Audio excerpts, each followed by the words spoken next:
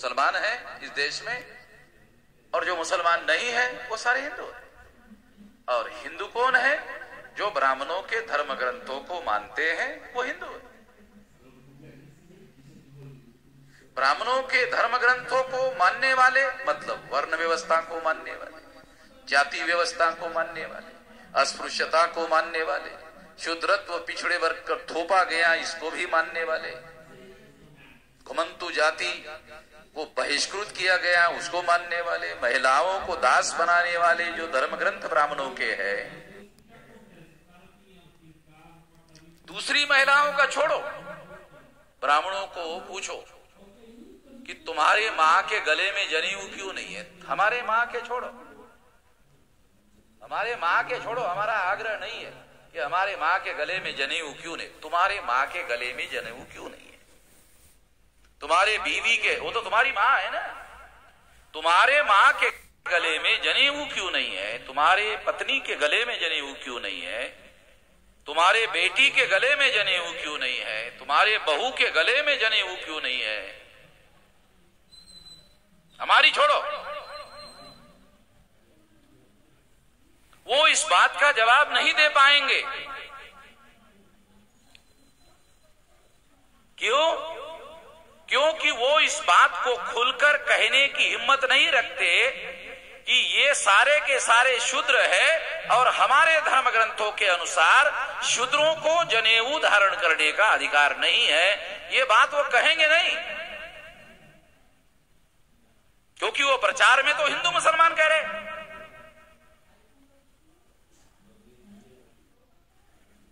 मैं आपको बताना चाहता हूं, हिंदू शब्द सिंधु घाटी की सभ्यता में था? नहीं। हिंदू शब्द जब महावीर ने और बुद्ध ने अपना वैचारिक अभियान चलाया उस दौरान उनके साहित्य में हिंदू शब्द था? नहीं था। उसके बाद मौर्य साम्राज्य स्थापित हुआ और आखिरी सम्राट बृहदत्त मौर्य की हत्या की ब्राह्मण विश्वामित्र सिंह ने।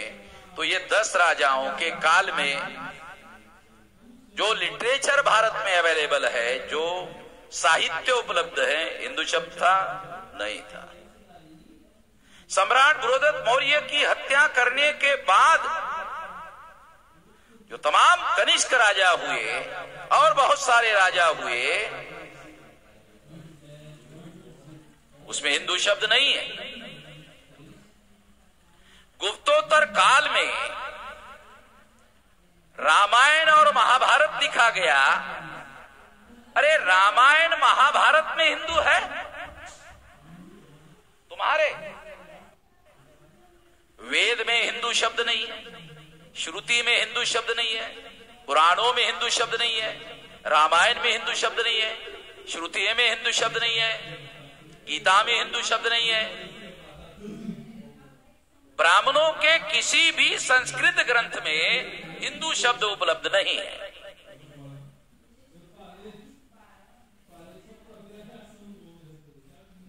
फिर ये हिंदू शब्द आया कब?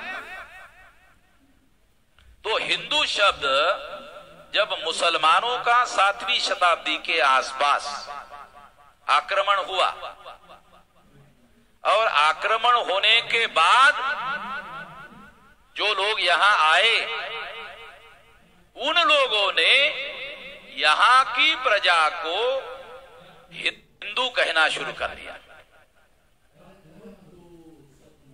यानी इसका मतलब यह है कि हिंदू आक्रमणकारी मुसलमानों के द्वारा दिया हुआ शब्द है। पराजित प्रजा को, गुलाम प्रजा को, हीन प्रजा को दिया हुआ नाम है। हिंदू शब्द में हीन शब्द प्रधान है। शब्दों का अगर संधि विग्रह करो तो हीन शब्द प्रधान है, मुख्य है।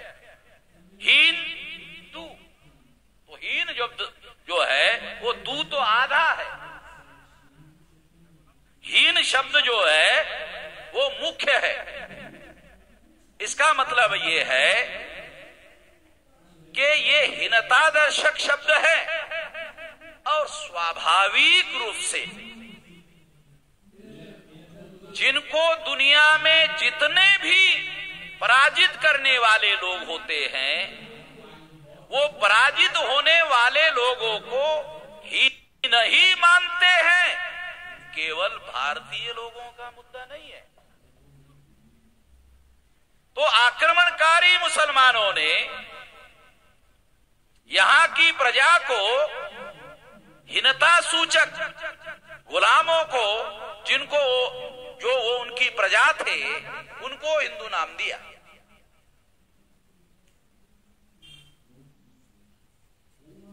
आक्रमणकारी मुसलमान 1875 तक जो मैं कह रहा हूं वही ब्राह्मण भी कहते थे। ये शब्द विदेशी है, ये गाली है। दयानंद सरस्वती ने जब आर्य समाज नाम का संगठन बनाया तो दयानंद सरस्वती ने कहा कि हिंदू मुसलमानों की दी हुई गाली है। ये दयानंद सरस्वती ने कहा। और दयानंद सरस्वती बाल गंगाधर तिलक जो ब्राह्मणों के सबसे बड़े नेता हुए, उसके पहले वाले बड़े नेता है। बाल गंगाधर तिलक के पहले वाले बड़े ब्राह्मण नेता है, उसके बाद में बाल गंगाधर तिलक है।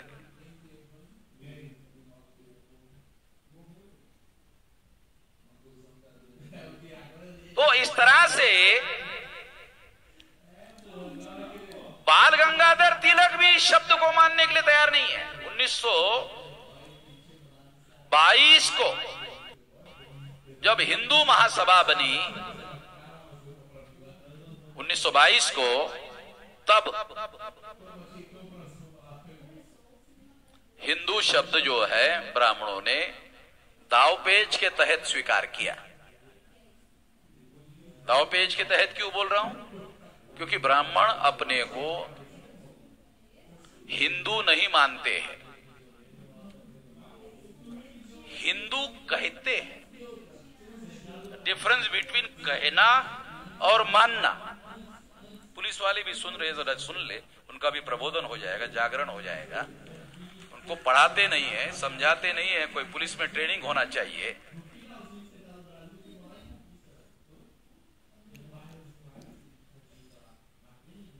साथियों, ये सारे एविडेंसेस के आधार पर बोल रहा हूं, सारे सबूत डॉक्यूमेंट्री है। जिन ब्राह्मणों ने 1875 तक हिंदू शब्द को गाली कहा, वो 1922 को अपने संगठन का नाम निर्धारित करने के लिए हिंदू शब्द दावपेच के तहत स्वीकार करते हैं।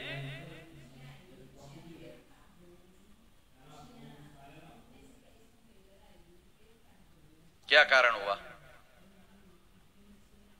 1875 और 1922, 25 और 22, ये साल, 25 और 22, 47 साल में दुनिया में क्या परिवर्तन हुआ, जिसकी वजह से ब्राह्मणों को दांवपेच के तहत अपने को हिंदू कहना पड़ा। मानते नहीं ब्राह्मण, आज भी ब्राह्मण अपने को हिंदू नहीं मानते। वे ब्राह्मण अपने को हिंदू नहीं मानते, इसका सबूत क्या है? इसका सबूत ले लो। इसका सबूत है कि कोई आदमी कौन है या नहीं है, इसको पहचानने का सबसे सटीक और ठोस एविडेंस क्या है कि जब अपने लड़के और लड़की की शादी करने का समय आता है, तब टेस्ट होता है। तब टेस्ट होता है कि वो है कौन। तो ब्राह्मण अपने लड़की की शादी करने के लिए ब्राह्मण जाति का ही लड़का ढूंढता है।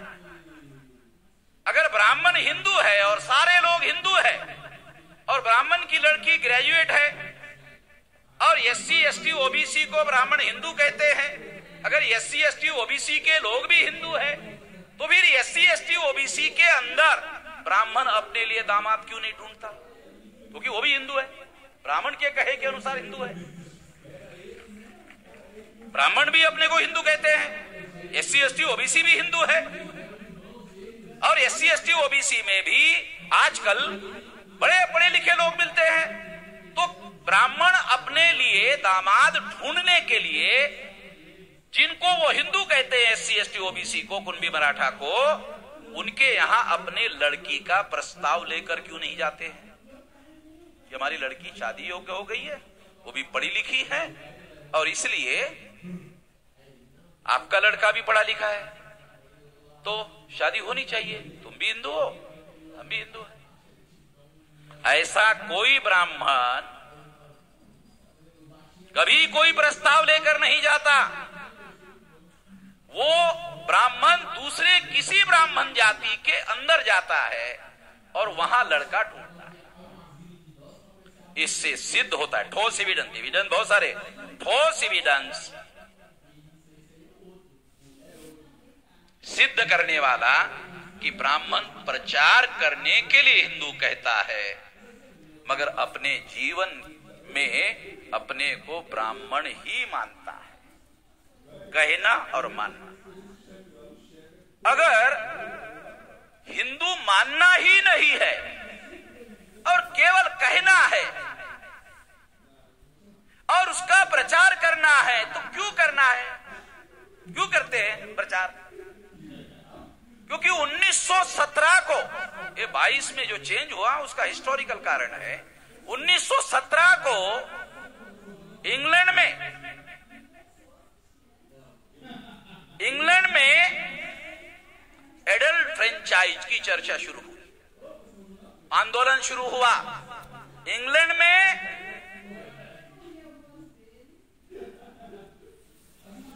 हर 21 साल के व्यक्ति को वोट का अधिकार नहीं था। इंग्लैंड में महिलाओं को वोट का अधिकार नहीं था। इंग्लैंड में केवल मात्र पढ़े लिखे और टैक्स पेयर को वोट का अधिकार था। तो वहां के आम लोगों ने, अंग्रेजों ने 1917 को आंदोलन शुरू किया, एडल्ट फ्रेंचाइज होना चाहिए, प्रौढ़ मताधिकार होना चाहिए, वयस्क मताधिकार होना चाहिए, हर 21 साल के व्यक्ति को वोट का अधिकार होना चाहिए, और डेमोक्रेसी में हमें भी वोट देने का अधिकार होना चाहिए, और हमारे सहमति से भी सरकार बनाई जानी चाहिए। जब यह आंदोलन इंग्लैंड में शुरू हुआ तो खतरे की घंटी भारत में बज गई। समझ रहे हो? आंदोलन इंग्लैंड में शुरू हुआ और खतरे की घंटी भारत में बज गई। क्यों? क्योंकि भारत भारत नहीं था, भारत ब्रिटिश इंडिया था। 1917 में भारत भारत नहीं था, भारत ब्रिटिश इंडिया था, यानी भारत ब्रिटेन